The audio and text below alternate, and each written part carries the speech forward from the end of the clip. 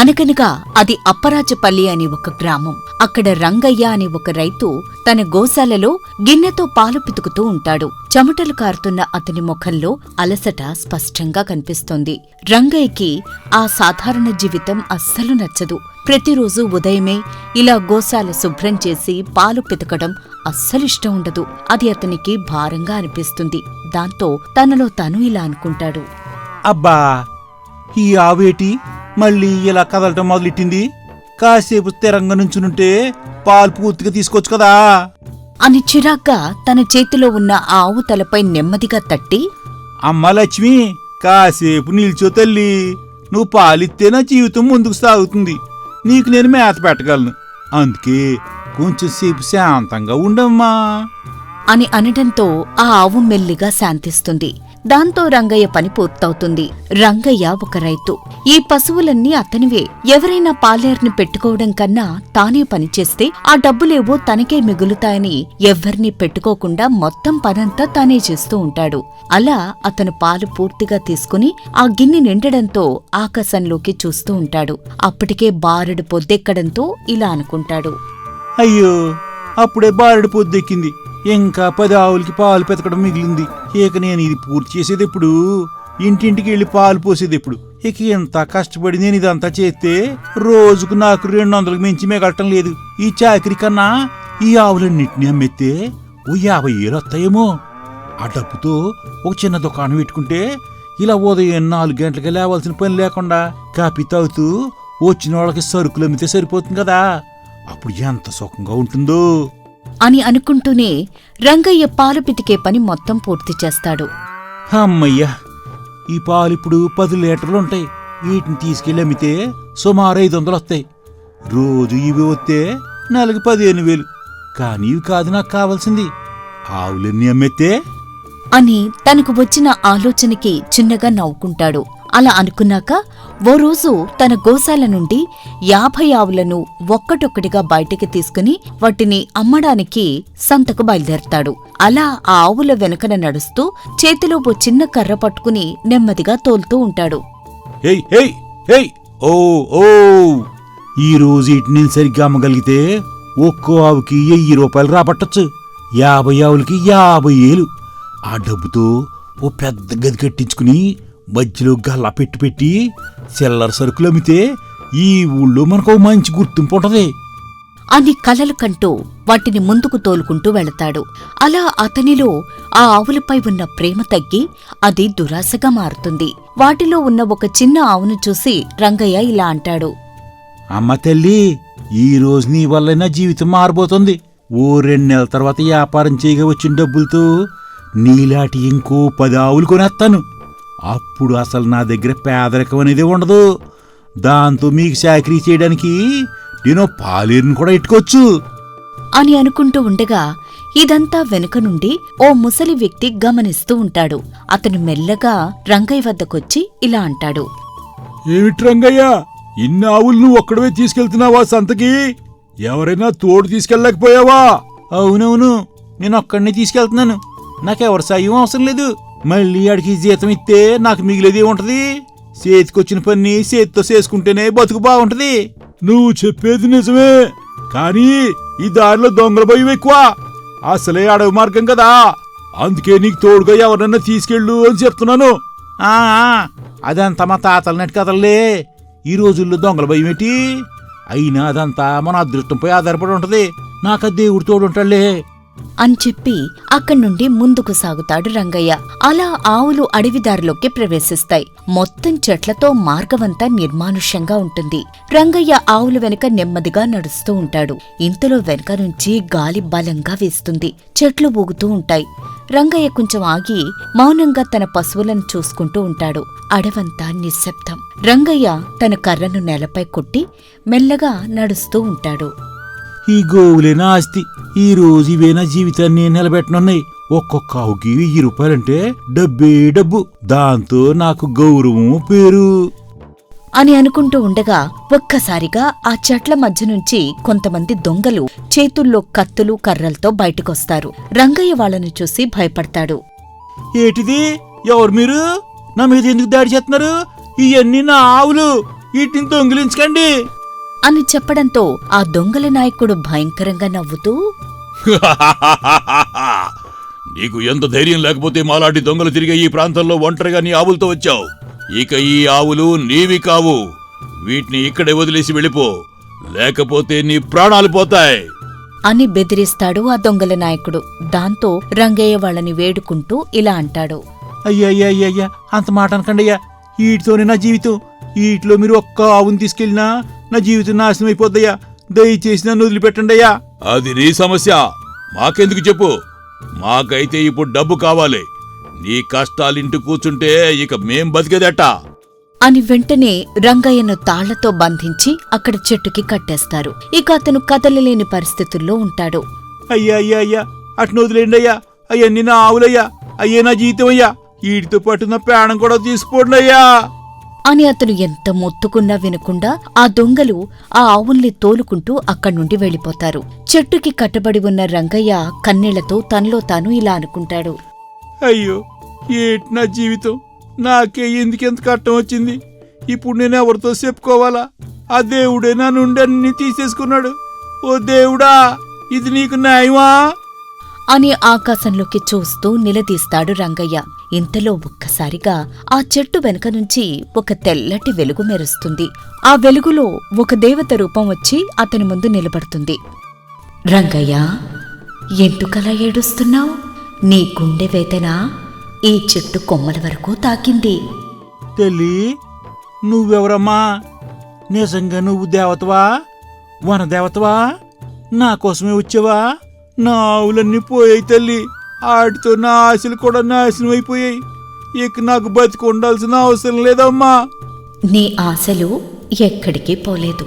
నేనైతే నమ్మకం పెట్టుకున్న ఆ మూగజీవాలను నువ్వు ఈరోజు సంతలో అమ్మేద్దాము అనుకున్నావు. మరి వాటికి ఆశలుండవా? నీకు మాత్రమే జీవితం ఉంటుందా? వాటికి బ్రతికే హక్కు లేదంటావా? తల్లి, నువ్వు దయచేసి నా ఆవులు నాకు తిరిగి ఇవ్వగలవా? నేను అట్ని సంతలో అమ్ముదామని తీసుకొచ్చి చాలా పెద్ద తప్పు చేశానమ్మా. ఇంకెప్పుడు ఇలా చేయను. దయచేసి నా ఆవులు నాకు తిరిగి ఇప్పించి తల్లి.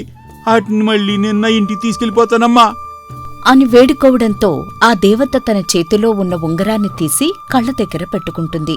ఒక్క క్షణంలో రంగయ్య ముందు 50 ఆవులు ప్రత్యక్షమవుతాయి. అవి ఆరోగ్యంగా మెరిసిపోతూ ఉంటాయి. వాటి కళ్లల్లో దయ, ప్రేమ కనిపిస్తుంది. దాంతో రంగయ్య ఆశ్చర్యంతో, అమ్మా, ఇది నిజమేనా?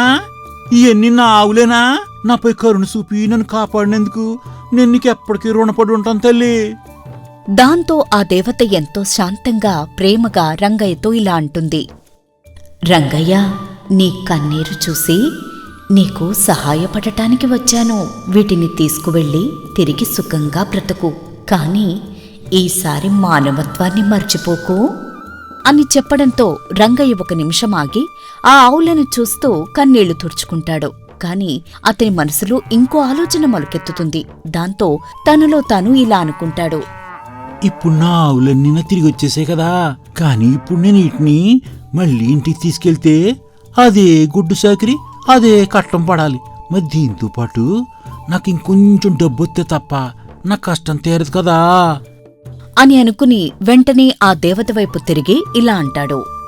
తల్లి, నాపై నీ దయకి ఎన్నో వేల కృతజ్ఞతలమ్మా. కానీ నాకొచ్చే ఆదాయంతో నేను ఈ ఆవుల్ని పోషించలేకపోతున్నాను తల్లి. అందుకే వీటిని అమ్మేద్దామని తీసుకొచ్చాను. ఇప్పుడు వీటిని నేను మళ్ళీ తిరిగి తీసుకెళ్తే మళ్ళీ అదే కట్ట నాకు వస్తుంది కదమ్మా. ఏం రంగయ్య, నువ్వు ఇంకా భయపడుతున్నావా? నాపై నీకు నమ్మకం లేదా? సరే, నీ మనసు ప్రశాంతంగా ఉండాలని మాత్రమే నా కోరిక. చెప్పు బిడ్డా, ఇప్పుడు నన్నేం చేయమంటావు? తల్లి, ఈ ఆవుల్ని నేను తీసుకెళ్ళినా ఈ ఆవుల్ని పోషించడానికి ఒక్కో ఆవుకి 1000 రూపాయలన్నా కావాలి కదమ్మా. అంటే మొత్తం 50,000. అలాగా? సరే, ఆ డబ్బు నీకు నేనిస్తాను. ఇక ప్రశాంతంగా వెళ్ళు అని చెప్పి ఆ దేవత చిరునవ్వుతో ఉంగరాన్ని కళ్ళ దగ్గర పెడుతుంది. ఇంతలో రంగయ్య ముందు డబ్బులతో ఉన్న పెద్ద మూట పడుతుంది. అంత బరువున్న మూటను చూసి రంగయ్య ఓ పక్క సంతోషిస్తూనే ఆ దేవతతో ఇలా అంటాడు. తల్లి, నేను అడిగిన డబ్బు నాకు ఇచ్చినందుకు ధన్యవాదాలమ్మా. అయితే ఈ మూట చాలా బరువుగా ఉందమ్మా. ఇలాంటి తలపై పెట్టుకుని నేను ఇంటి వరకు ఎలా వెళ్ళగలను? ఓ, అదా నీ సందేహం? ఇందులో ఏముంది? ఏదో ఒక ఆవు మీద ఈ మూట పెడితే అదే తీసుకువెళుతుంది అని చెప్పి వాటిలో ఒక ఆవుపై ఆ డబ్బు సంచి పెడుతుంది ఆ దేవత. అయితే ఇక్కడే రంగయ్యలో మరింత ఆశ మొదలైంది. తన ఆవులు తనకి వెనక్కి వచ్చేశాయి, అలాగే డబ్బు కూడా వచ్చింది. మిగతా ఆవులపై కూడా డబ్బు సంచి తీసుకుని వెళితే తాను మరింత ధనవంతుడవుతాడు కదా అని భావించిన రంగయ్య ఆ దేవతతో మళ్ళీ ఇలా అంటాడు. చాలు తల్లి, చాలమ్మా. ఇప్పుడు నేను ధనికున్నయ్యను. కాని నాదో చిన్న కోరికమ్మా. ఈ ఒక్కొక్క ఆవుపై 5,000 రూపాయల మూట ఉంటే ఇక నా జీవితంలో లోటే ఉండదు తల్లి. అప్పుడే నేను వాటిని ఇంకా బాగా చూసుకోగలనమ్మా అని అడిగేసరికి ఆ దేవత కొంతసేపు మౌనంగా ఉండి తరువాత రంగయ్య వైపు చూసి మళ్లీ ఉంగరం కళ్ళకత్తుకుంటుంది. దాంతో ఆ ప్రతి ఆవుపై డబ్బు ముట్టలు ప్రత్యక్షమవుతాయి. ఇక అది చూసి రంగయ్య కళ్ళు ఆనందంతో మెరిసిపోతాయి. కాని రంగయ్య మనసులో మాత్రం ఒక కలకలం బయలుదేరుతుంది. ఏటిది? ఈరోజు నాకు ఎంత డబ్బున్నా ఇంకా కావాలి ఇంకా కావాలనే కోరిక మాత్రం సావట్లేదే డబ్బా. ఎంత సంపాదించి నేను ఆ దేవత చేతిలో ఉన్న ఉంగరాన్ని కూడా అడిగితే ఇక నన్ను మించిన సంపన్నుడు ఈ ప్రపంచకంలోనే ఎవరు ఉండరు కదా అని అనుకుంటాడు రంగయ్య. అలా రంగయ్య మెల్లగా దేవత వైపు నడుస్తాడు. అతని చూపు ఆమె చేతిలో ఉన్న స్వర్ణ ఉంగరంపై పడుతుంది. దాంతో కొంత నిదానంగా తెలివిగా ఆ దేవతతో ఇలా అంటాడు. తల్లి, నాపై నీ దయ అంతులేందమ్మా. నువ్వు ఇవ్వకపోతే నేను ఇవన్నీ కల్లో కూడా ఊహించలేదమ్మా. కానీ నాలో ఇంకా చిన్న కోరిక మాత్రం మిగిలింది తల్లి. ఇంకా నీలో కోరిక మిగిలే ఉందా మానవా? అయితే నేను చెప్పేది విను. ప్రతి కోరిక తీరిన తరువాత మనిషికి తృప్తి అనేది ఉండాలి. అది లేనినాడు ఒకటి తర్వాత మరొక కోరిక మనిషి మనసుకు ప్రశాంతత లేకుండా చేస్తుంది. ఇదే నీ చివరి కోరిక కావాలి. ఏం కావాలో చెప్పు తల్లి. ఇదే నిజంగా నా చివరి కోరిక. నాకు నీ చేతికున్న స్వర్ణ ఉంగరం కావాలమ్మా. రంగయ్య, నువ్వు ఏమి కోరుకుంటున్నావో నీకు అర్థమవుతోందా? ఈ ఉంగరం నా శక్తి. మానవ చేయి తాకితే ఇది పని చెయ్యదు, మాయమైపోతుంది అని అనడంతో రంగయ్య నవ్వుతూ అప్పటికే తాను శ్రీమంతుణ్ణి అన్న గర్వంతో ఇలా అంటాడు. ఇది నా చివరి కోరికని చెప్పాను కదా తల్లి. అది నా దగ్గరుంటే నువ్వు నాకు సహాయం చేసినట్టు నేను కూడా అందరికీ సాయం చేయగలను కదా. అలా నా చుట్టూ ఉన్నోళ్ళందరికీ మంచి చేస్తాను కదా. నా ఈ ఒక్క కోరిక మన్నించు తల్లి అని అంటాడు రంగయ్య. దాంతో ఆ దేవత కాసేపు మౌనంగా ఉంటుంది. ఆమె ముఖం మీద ఆలోచన, బాధ, దిగులుతో నిండిన ఓ చిరునవ్వుతో ఇలా అంటుంది. రంగయ్య, ఇప్పటి వరకు నీకు ఎంత సంపద కావాలో అంత సంపద పొందావు. ఇది నీ కన్నీళ్లకు ప్రతిఫలంగా నీకు నేనిచ్చిన వరం. కాని నీ ఈ చివరి కోరికకు నువ్వు అర్హుడవు కావు. ఈ కోరికను నేను తీర్చలేను నాయనా అని చెప్పడంతో అదేం వినకుండా రంగయ్య మెల్లగా తన చేతితో దేవత చేతిపై ఉన్న ఉంగరాన్ని తాకే ప్రయత్నం చేస్తాడు. దాంతో ఒక్కసారిగా వెలుగంతా పోయి దేవత రూపం ఆకాశంలో కలిసిపోతుంది. అది చూసి రంగయ్య ఆందోళనతో, తల్లి తల్లి తల్లి నన్ను మన్నించు తల్లి. నువ్వు నాకు దూరవకు, నేను తప్పు చేశాను అని అంటాడు. ఇంతలో అక్కడున్న ఆవులు కూడా ఒక్కసారిగా మాయమవుతాయి. వాటిపై ఉన్న డబ్బు మూటలు కూడా గాల్లో కలిసిపోతాయి. అక్కడ ఒక చెట్టు తప్ప ఏమీ ఉండదు. దాంతో రంగయ్య కూర్చుని నేలపై చేతుల్ని చాచి ఏడుస్తూ, అయ్యో అయ్యో అయ్యో అయ్యో, ఎంత పని జరిగింది. ఎన్ని కావాలనుకున్నాను, కానీ ఇప్పుడు ఒక్కడి కూడా నా దగ్గర లేదు. నాకు ఆవులు కావాలి, డబ్బు కావాలి అనుకున్నాను. కానీ ఇప్పుడు నా అత్యాశతో నాకు దక్కినవన్నీ నేను పోగొట్టుకున్నాను. ఇప్పుడు నాకు బుద్ధి వచ్చింది. ఆ దేవత చెప్పినట్టు మనం కోరిక తీరిన తర్వాత తృప్తి పడాలి. లేదంటే ఈ కోరికలు అంతులేని ఆశగా మారి చివరికి మనశ్శాంతి లేకుండా చేస్తాయి. ఆశ ఉండొచ్చు, కానీ అంతులేని ఆశ ఉండకూడదు. ఇదే సత్యం అని తాను చేసిన తప్పును తెలుసుకుని రోధిస్తూ ఉంటాడు రంగయ్య. ప్రతి మానవుడు తన ప్రార్థనలో రోజూ దేవుని అడిగేది నాకు కావాలి అని, కాని అడగాల్సింది నాకు అవసరమైనంత ఇవ్వమని. అది అర్థం చేసుకున్న రంగయ్య మెల్లగా లేచి అక్కడ్నుండి నడవడం మొదలు పెడతాడు. ఇప్పుడు చేతిలో ఏమీ లేదు, కాని మనసులో ఓ కొత్త ఆలోచన. రంగయ్య జీవితంలో ఈ రోజు ఒక ముగింపు కాదు, ఓ మేల్కొల్పు. ఒక్కోసారి మనిషి ఓటమిలోనే గెలుపు దాగుంటుంది. అది ఆశ కోల్పోయిన వారికే కాదు, ఆశకి కొత్త అర్థం తెలుసుకున్న వారికి కూడా వర్తిస్తుంది.